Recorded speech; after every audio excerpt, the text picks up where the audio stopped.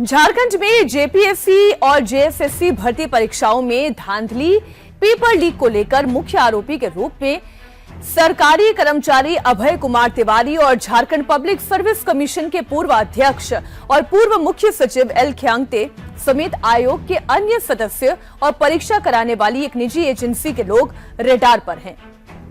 आज हम जिस सिंडिकेट की खेल की बात कर रहे हैं, जहां पर नौकरियों की सेल चल रही थी, आज उसी सिंडिकेट की बात करेंगे।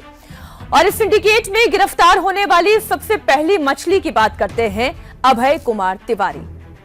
ये झारखंड का सरकारी कर्मचारी और परीक्षा एजेंसी टीडीपीएल का पूर्व मार्केटिंग मैनेजर रहा है। उस पर परीक्षार्थियों के पैसे लेकर नौकरी लगवाने, परीक्षा में नंबर बढ़ाने, इंटरव्यू बोर्ड के फिक्सिंग करने और यहां तक कि क्वेश्चन पेपर लीक करने का मुख्य षड्यंत्रकारी होने का आरोप अभय तिवारी पर है। जांच में यह भी सामने आया कि उसने चयनित उम्मीदवारों से लाखों से लेकर करोड़ों रुपए तक वसूले और पूर्व अध्यक्ष जेपीएससी के पूर्व अध्यक्ष खियांगते और अन्य अधिकारियों को बतौर कमीशन ये रकम पहुंचाई गई। अगला नाम आता है एल खियांगते का, जो कि पूर्व जेपीएससी अध्यक्ष हैं और पूर्व मुख्य सचिव भी रह चुके हैं झारखंड सरकार में। झारखंड सीआईडी ने इन्हें गिरफ्तार किया।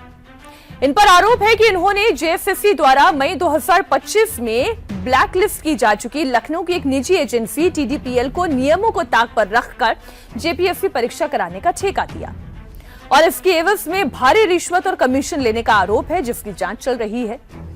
2 करोड़ तक की रिश्वत और हर कैंडिडेट पर 20% तक का कमीशन भी खाने का आरोप इनके ऊपर है।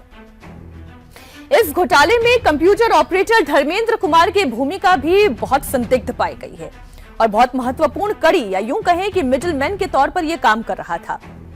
यह जेपीएससी के पूर्व चेयरमैन एल खियांगते के आवासीय कार्यालय में कॉन्ट्रैक्ट पर तैनात था, लेकिन अपनी पहुंच के कारण वो बड़े बड़े अधिकारियों और पेपर लीक सिंडिकेट के बीच में एक ब्रिज की तरह काम करने लगा। झारखंड सीआईडी की जांच और मुख्य मास्टरमाइंड अभय कुमार तिवारी के बयानों के आधार पर धर्मेंद्र इस सिंडिकेट में पूर्व चेयरमैन और सिंडिकेट के बीच दलाल की तरह काम कर रहा था। परीक्षा को आयोजित कराने वाली निजी कंपनी ब्लैकलिस्टेड कंपनी टीडीपीएल के पूर्व मार्केटिंग मैनेजर अभय तिवारी की मुलाकात जेपीएससी के पूर्व चेयरमैन एल खियांगते से धर्मेंद्र ने ही करवाई थी। धर्मेंद्र ने ही अपने प्रभाव का इस्तेमाल करते हुए टीडीपीएल कंपनी के निदेशकों रामवीर सिंह और सत्यपाल को पूर्व चेयरमैन से मिलवाया और नियमों को ताक पर रखकर परीक्षा का काम, OMR sheet, admit card, printing, question papers की इसी कंपनी को दिलवाई। रिश्वत और कमीशन का नेटवर्क संभालते हुए करोड़ों की सौदेबाजी की।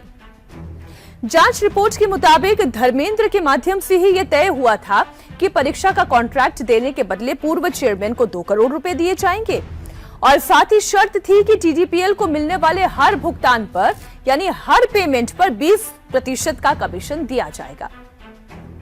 इस पूरी साठगांठ को सेट करने के बदले धर्मेंद्र ने खुद के लिए भी 20 से 25 लाख रुपए तक के कमीशन की मांग की थी। धर्मेंद्र केवल टेंडर्स की फिक्सिंग ही नहीं कर रहा था, बल्कि उसने सेक्रेटेरिएट और जेपीएससी सिस्टम में अपनी पैठ को मजबूत कर दिया और फिर इसका फायदा उठाकर कुछ उम्मीदवारों से सीधे सीधे पैसों का लेन देन भी किया था। उसने पैसों के बदले कुछ अभ्यर्थियों को परीक्षा में बैकडोर से पास कराने का पूरा भरोसा दिया था।